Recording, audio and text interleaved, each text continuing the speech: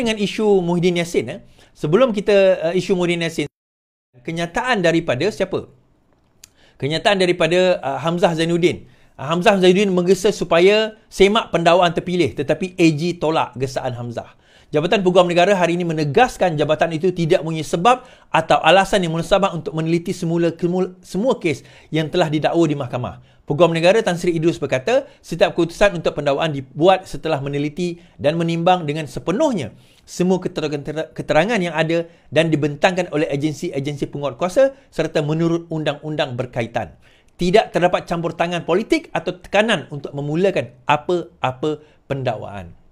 Ini berlaku saja orang kata terdapat satu kenyataan bahawa sekarang ini Muhyiddin Yassin telah dibebaskan daripada kes orang kata salah guna kuasa. Saya tak komen hari tu kan. Orang-orang PAS pun, orang PN pun, geng-geng abah ni kan. Abah kau kan bersorak, dia kata tengok kerajaan kejam, tengok kerajaan ini pendakwaan terpilih. Baik tuan-tuan, saya nak bacakan, kemudian kita akan pergi kepada the main factor yang kita nak bawa. Adakah ini pendakwaan terpilih atau apa? Baik, kes salah guna kuasa mahkamah bebas lepas Muhyiddin Yassin. Presiden Muhyiddin Yassin berjaya dalam permohonannya untuk membatalkan 4 pertuduhan salah guna kuasa bagi parti itu yang dikaitkan dengan program Jana Wibawa. Hakim Mahkamah Tinggi Muhammad Jamil Hussein memutuskan bahawa pertuduhan ke atas bekas Perdana Menteri itu adalah cacat, tidak berasas dan kabur serta tidak selaras dengan kanun tata jenayah atau CPC, Criminal Procedure Code. Katanya pertuduhan itu tidak mendedahkan bukti-bukti yang mencukupi mengenai kesalahan yang didakwa mengikut Akta SPRM 2009. Baik. Now, sebenarnya apa yang berlaku? Saya akan membawa perkara ini dan tuan-tuan boleh nilai sendiri. Apakah yang berlaku? Baik. Kita tengok kan pertuduhan terhadap Muhyiddin Yassin. Baik. Dia ada 4 pertuduhan. Saya tak akan baca secara detail, tapi yang ni saya boleh bacakan sebagai rujukan yang pertama saja. Lepas tu kita akan skip through secara pantas. Bahawasanya kamu di antara 8 Februari sehingga 25 Februari 2021 dan 5 Februari 2021 di Pejabat Perdana Menteri Blok Utama Bangunan Perdana Putra, Pusat Pentadbiran Kerajaan Persekutuan di dalam wilayah Persekutuan Putrajaya sebagai seorang pegawai awam, iaitu Perdana Menteri dan Presiden Parti Bumi Bersatu telah menggunakan kedudukan kamu untuk satu suapan, iaitu wang berjumlah 200 juta daripada Bukhari Equity Sdn Bhd bagi sekutu kamu, iaitu Parti Pribumi Bersatu Malaysia. Oleh demikian, kamu telah melakukan satu kesalahan di bawah Seksyen 23 Akta Suruhanjaya 2009 yang boleh dihukum di bawah Seksyen 24 Sub 1 Akta yang sama. Apabila disabitkan kesalahan, hukumannya dipenjara selama tempoh tidak melebihi 20 tahun dan didenda tidak kurang daripada 5 kali ganda jumlah atau nilai suapan yang menjadi hal perkara kesalahan itu jika suapan dan seterusnya. Dan tuduhan kedua, di antara Mac 2020 dan Ogos 2021, di bawah ini telah menerima RM1 juta daripada Nepturis Sdn Bhd. Kemudian, di antara Mac 2020 dan Ogos 2021, telah menerima satu suapan berjumlah RM19.5 juta daripada syarikat Manfur Sdn Bhd.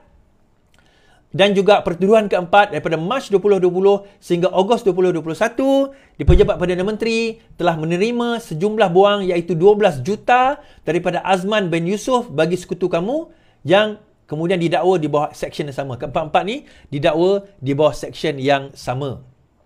Hukuman. Apabila hukuman sama, now, apa masalahnya tuan-tuan? Kalau kita tengok di dalam CPC, Criminal Procedure Code, CPC ni, Criminal Procedure Code, lihat bahawa terdapat prosedur untuk membentuk tuduhan. Kita kena, siapa yang belajar undang-undang, siapa yang belajar undang-undang, kalau dia belajar undang-undang, ini benda yang paling basic. Nak form the charge ni, kita nak forming the charge tu adalah benda yang paling basic dalam kita nak jadi pendakwa raya. Atau terutama nak jadi pendakwa raya, even kalau kita peguam bela kena faham lah bagaimana nak argue benda ni. Now, kenapa benda ni basic? Saya kata benda ni kalau kita first year pun kita belajar. First year CLP lah kita belajar, atau final year degree di dalam Malaysia kita belajar. Now, di dalam CPC Seksyen 152 dan 152 kan, yang pertama perlu menyatakan kesalahan. Okey, ada tak kesalahan? Ada. Dia melakukan suapan. Kedua, akta dan undang-undang dan seksyen kesalahan. Ada tak? Ada. Masa bila dia lakukan? Ada. Tempat? Dia ada. Tertuduh? Iaitu Muhyiddin Yassin. Now, isu dia, in breach of trust shall not exceed more than 1 year. Apabila sesuatu itu melakukan kesalahan pecah amanah, maka tarikh di mana dia nak dituduh itu tidak boleh lebih daripada 1 tahun. Kalau lebih, maka hendaklah dipecahkan seksyen tersebut. Okey. Contohnya di dalam kes inilah, so kena pecah dalam contoh diberikan. Now, seksyen pertuduhan kesalahan menggunakan jawatan di bawah Akta SPRM dia letak di bawah seksyen 23. Kan? Dia kata mana-mana pegawai badan awam yang menggunakan jawatan atau kedudukan untuk apa-apa suapan, maka pertuduhan ini diletak di bawah seksyen 23. Tetapi bagi saya, seksyen 23 ni tak cukup. Sepatutnya pendakwaan letak satu lagi seksyen, iaitu seksyen 16. Seksyen 16 adalah seksyen kesalahan menerima suapan. Mana-mana orang selain atau melalui atau bersama dengan mana-mana orang lain secara rasuah meminta atau menerima atau bersetuju untuk menerima bagi dirinya atau bagi mana-mana orang, atau secara rasuah memberikan, menjanjikan atau menawarkan kepada orang mana-mana yang sama bagi faedah orang itu atau bagi faedah orang lain, maka dikira telah melakukan satu kesalahan rasuah. Maksudnya sama ada dia bagi dirinya sendiri ataupun menerima bagi orang lain. Kan, dia tak terima tetapi dia ada kuasa, dia terima tetapi dia bagi pada orang lain. Contoh dalam kes ini, Muhyiddin Yassin Perdana Menteri. So dia kata dengan menggunakan kuasa dia, maka dia kata bagi duit itu kepada Bersatu. Dia tak dapat duit itu, personally dia tak dapat. Di dalam pertuduhan ini, personally of course dia tak dapat. Tetapi dia bagi kepada orang lain menggunakan kapasiti dia sebagai Perdana Menteri. Now, isu dia apa tuan-tuan? Isu dia apa? Isu dia ini. Kecacatan apa yang terdapat di dalam? Yang pertama yang saya nampak, masa yang terlalu luas, iaitu setahun. Kalau kita tengok di dalam pertuduhan keempat, Mac 2020 sehingga Ogos 2021, itu dah lebih daripada setahun. Itu sendiri dah lebih daripada setahun. Okey? Itu yang pertama. Kemudian yang kedua, seksyen 16 dan 23 perlu diletakkan di situ. Ini kalau DPP tengok saya punya live ni, tolong ambil perhatian. Yang ketiga, yang ini penting. Kesalahan tadi tanpa menyatakan kaedah kesalahan. Kaedah kesalahan. Dia kata sebagai seorang pegawai badan awam, Perdana Menteri, Presiden Pembimbing telah menggunakan kedudukan kamu untuk satu suapan, iaitu wang berjumlah 200 juta ringgit daripada Bukhari Equity Sdn Bhd bagi sekutu kamu, iaitu Parti Peribumi Malaysia. Yang ini, dia tidak menyatakan spesifik apa yang dilakukan. Nah, kalau saya sebagai DPP, saya akan buat macam ni.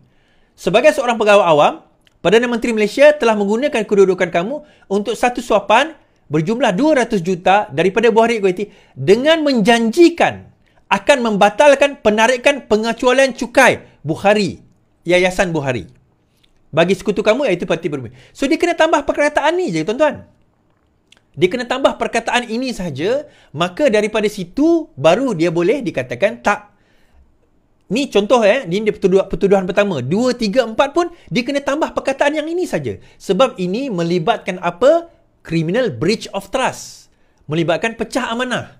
Melibatkan suapan. Maka perlu diperincikan tentang manners of the offence dipanggil. Di bawah seksyen 153. Manners of the offence itu perlu dinyatakan. Nah, apa yang judge betul lakukan? Yang pertama, betul lah dia menolak. Hakim Mahkamah Tinggi betul lah. Dia menolak pertuduhan tersebut. Betul. Dia menolak tuduhan tersebut. Charges tersebut defektif, kita kata. Charges tersebut defektif. Tetapi silapnya adalah, apa yang hakim silap lakukan, dia memberikan DAA. Apa itu DAA? Discharge amounting to acquittal. Ataupun dibebas dan dilepaskan. Dia bebas dan lepaskan. Sedangkan dalam kes di mana charges itu tersilap ataupun defektif, contohnya kes Anwar Ibrahim dahulu, kalau kita tengok, dia sepatutnya bagi DNAA, discharge not amounting to acquittal. Dilepas tapi tidak dibebaskan. Erti kata, dia boleh didakwa semula. So, apa yang Mahkamah Rayuan boleh lakukan? Yang pertama, kalau Mahkamah Rayuan boleh kata pertuduhan itu tidak cacat. Dia kata tak ada, tak cacat. So, kalau dia kata tak cacat, maka kembali ke Mahkamah Tinggi dan perlu diadakan trial, perbicaraan penuh perlu dilakukan. Atau, menyatakan ada cacat. Dia kata betul bahawa apa yang dilakukan oleh Mahkamah Tinggi itu betul. Tetapi silap dalam memberi DAA. Sepatutnya DNAA. Sepatutnya dibebas tanpa dilepaskan. So, kalau itu DNAA, dibebas tanpa dilepaskan, maka boleh dikembalikan kepada Peguam Negara untuk meminda pertuduhan berdasarkan kepada perkara 145 pasal 3 di mana peguam negara mempunyai kuasa yang amat luas sama ada untuk orang kata apa, menurut budi bicaranya, memulakan, menjalankan, memberhentikan apa-apa prosiding bagi satu kesalahan selain prosiding di Mahkamah Syariah, Mahkamah Anak Negeri atau Mahkamah Tentera. Maka peguam negara mempunyai satu kuasa yang amat luas sebenarnya untuk nak amend benda tersebut. Dan setelah di-amend, kembali ke Mahkamah Tinggi untuk memulakan kembali prosiding pertuduhan. Itu sebenarnya boleh dilakukan hari ini. Sepatutnya ini yang dilakukan dalam perkara ini dan sepatutnya ini yang kita nak kena kena yang dalam Mahkamah Rayuan nanti yang kita menarik untuk kenalihan. Baik. Nah, adakah Muhyiddin Yassin telah bersalah? Adakah Muhyiddin Yassin tidak bersalah? Okey. Dia macam ni tuan-tuan, saya nak kata. Yang pertama, bila Muhyiddin Yassin itu tidak dia digugurkan hukuman tersebut, pengguguran pertuduhan ataupun kesalahan itu tidaklah menyatakan Muhyiddin Yassin itu bersalah atau tidak bersalah. Sebab dia bukan pertuduhan mengenai kesalahan. Dia bukan pertuduhan mengenai kesalahan. Dia bukannya perbicaraan mengenai bersalah atau tidak kesalahan. Dia adalah perbincangan mengenai tuduhan dahulu. Ini belum masuk perbicaraan. Perbicaraan belum masuk lagi. Ini baru bincang tentang pertuduhan.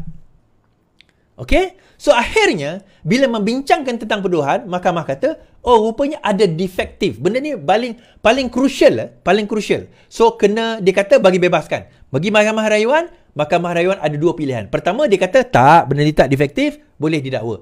Atau kalau dia kata defektif, dia kena lihat satu lagi. Dalam normal practice, kalau defektif, dia tak bagi DAA. Dia bagi DNAA. So, Mahkamah Rayuan boleh kata, dia defektif tetapi bukan DNAA. Dia DAA. So, ini rayuan yang kena dikemukakan. So, boleh tak lepas ini, didakwa kembali Muhyiddin Yassin? Jawapannya boleh. Kalau Mahkamah Rayuan mengatakan, dia adalah DNAA. Dia defektif, cacat, pertuduhan itu cacat, tetapi kita membebas tanpa melepaskan. Erti kata, kembali kepada AG, reform balik charges tersebut, bentuk balik charges tersebut, dakwa balik semula. Adakah ini satu kekejaman? Tidak. Ini keadilan.